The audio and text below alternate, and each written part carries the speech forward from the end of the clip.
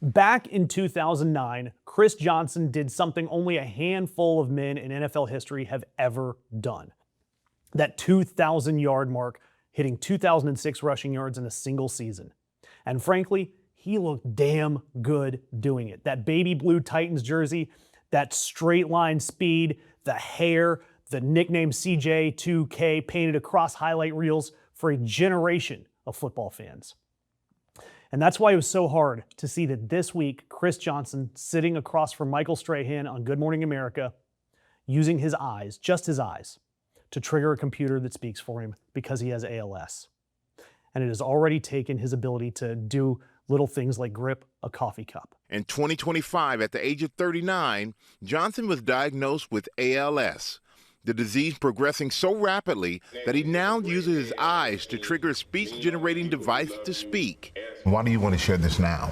Because if sharing my story helps even one person get diagnosed sooner, inspires more research, or gives another family hope, then it's worth it. Chris Johnson is just 40 years old. And first of all, my well wishes go out to CJ2K. It's such a heartbreaking sight. But I'm going to get angry on his behalf because the way the people around him handled this story should piss everyone off. And to start, though, I've got to say that Johnson said that he had first noticed his grip wasn't right and figured it was just years of football catching up with him. He was wrong. Doctors have called it sporadic ALS. No family history, just something that pops up. A little over a year ago, he was healthy enough to scoop up his 7-year-old daughter for her birthday cake. By this week, he was a shell of that man. But look, the interview itself left a ton to be desired. Not from Chris, but from Michael Strahan, a former NFL defensive end himself, a guy who's personally watched players around the league suffer through degenerative diseases. And he sits across from a man who's dying, a former player, and he should have asked one obvious question. Do you connect the dots between playing football and developing ALS? Instead, here's what actually happened. Nothing. Zero.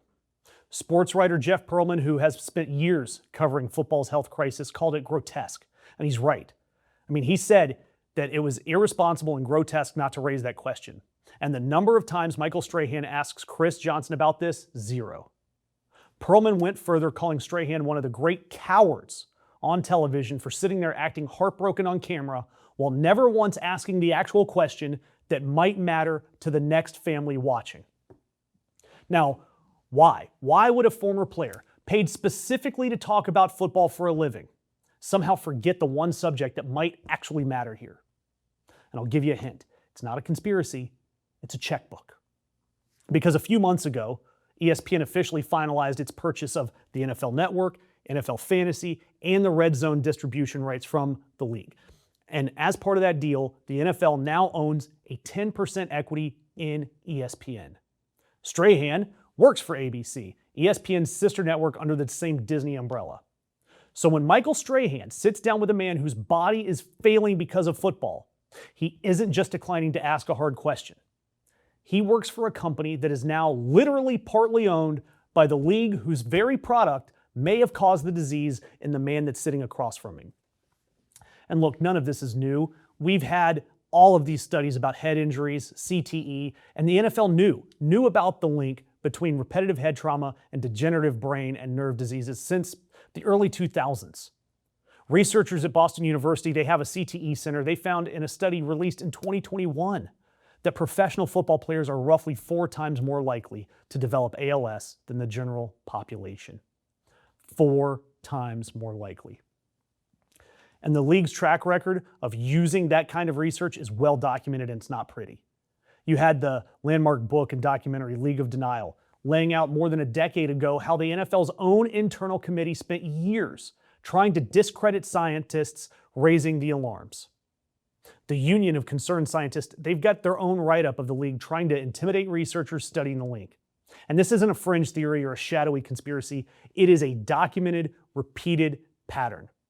And outlets were still reporting on the ongoing science connecting football to ALS, specifically as recently as last year.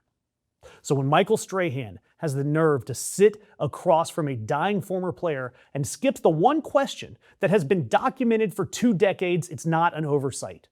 It's an institution protecting itself on camera with a smile.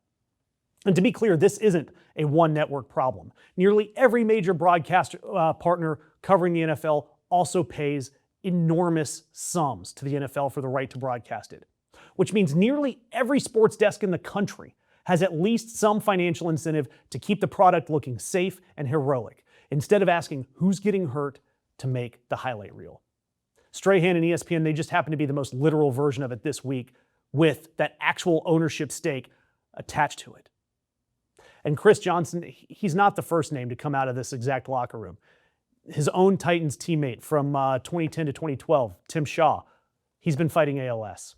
Last year, Chicago Bears Hall of Famer Steve McMichael died from it.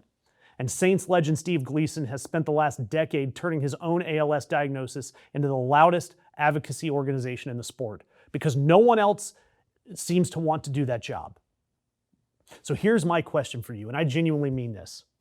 Would you, knowing what you know now, would you let your kid play tackle football knowing what we know?